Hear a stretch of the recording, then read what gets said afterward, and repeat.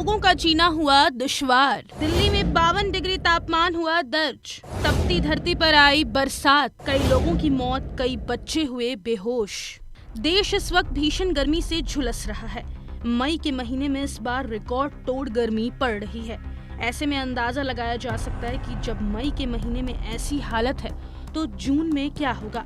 Heat wave की इस समय जो स्थिति है उसकी गंभीरता का अंदाजा इस बात से भी लगाया जा सकता है कि बुधवार को दिल्ली के मुंगेशपुर इलाके में 52.3 डिग्री सेल्सियस तापमान के साथ पारा रिकॉर्ड लेवल पर पहुंच गया। देश के 20 से ज्यादा राज्यों में इस समय प्रचंड गर्मी का प्रकोप चल रहा है। भारतीय मौसम विभाग की माने तो दिल्ली, यूपी, पंजाब, हरियाणा, मध्य प्रदेश, गुजरात, छत्तीसगढ़ और महाराष्ट्र के कुछ क्षेत्रों में 29 मई तक राहत के कोई आसार नजर नहीं आ रहे हैं। इस वक्त देश के 40 शहरों में पारा 45 डिग्री के पार चला गया है। राजस्थान के फलौदी में तो पारा 50 डिग्री सेल्सियस तक पहुंच गया है। ऐसे में लोगों के मन में कई तरह के सवाल उठ रहे हैं। पहला, क्या हर साल तापमान ऐसे ही बढ़ता चला जाएगा? दूसरा, कौन सी सरकारी एजेंसी हीट वेव या तापमान बढ़ने के लिए जिम्मेदार है? आपको बता दें कि राष्ट्रीय रोग नियंत्रण केंद्र NCDC के मुताबिक देश में 16 साल पहले सिर्फ 9 से 10 राज्यों में ही अत्यधिक गर्मी और लू का असर देखा जाता था।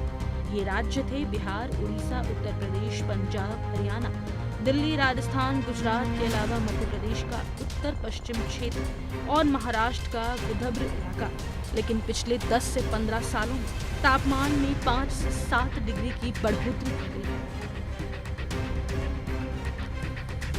पिछले दिनों NCDC, भारतीय मौसम विभाग, IMD और राष्ट्रीय आपदा प्रबंधन प्राधिकरण NDMA ने भारत में बढ़ते तापमान पर एक रिसर्च रिपोर्ट जारी किया है। इस रिपोर्ट में जिक्र है कि देश में बीते 10 साल में लू प्रभावित राज्यों की संख्या में 35% तक बढ़ोतरी हुई है। साल 2015 से 2024 के बीच देश में अत्यधिक गर्मी प्रभावित राज्यों की संख्या 17 से बढ़कर 23 हो गई है। खास बात यह है कि अरुणाचल प्रदेश, तमिलनाडु, केरल, हिमाचल प्रदेश, जम्मू कश्मीर और उत्तराखंड के नाम भी इसमें शामिल हो गए हैं।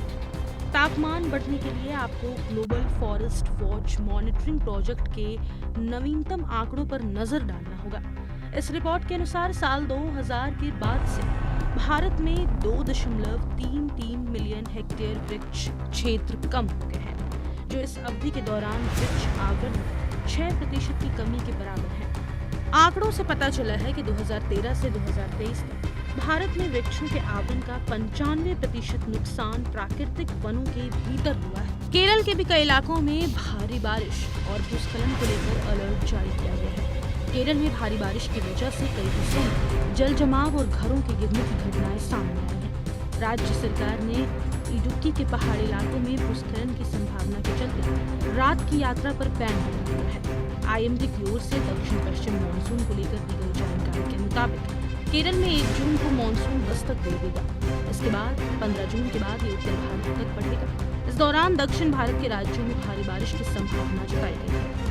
IMD के मुताबिक उत्तर पश्चिम और मध्य भारत में लू से लेकर भीषण लू की स्थिति 30 मई को भी बनी रहेगी। 31 मई को पंजाब, हरियाणा, चंडीगढ़, दिल्ली के कुछ हिस्सों में लू से लेकर गंभीर लू की स्थिति रहने की संभावना है। पश्चिमी उत्तर प्रदेश, राजस्थान, मध्य प्रदेश, बिहार और झारखंड के अलग अलग हिस्सों में लू की स्थिति की संभावना है। मौसम विभाग ने कहा कि पंजाब, हरियाणा, चंडीगढ़, दिल्ली, मध्य प्रदेश, बिहार और झारखंड के अलग अलग हिस्सों में 1 जून 2024 को लू की स्थिति की संभावना है। हालांकि लू के प्रभाव में कमी देखने को मिल सकती है।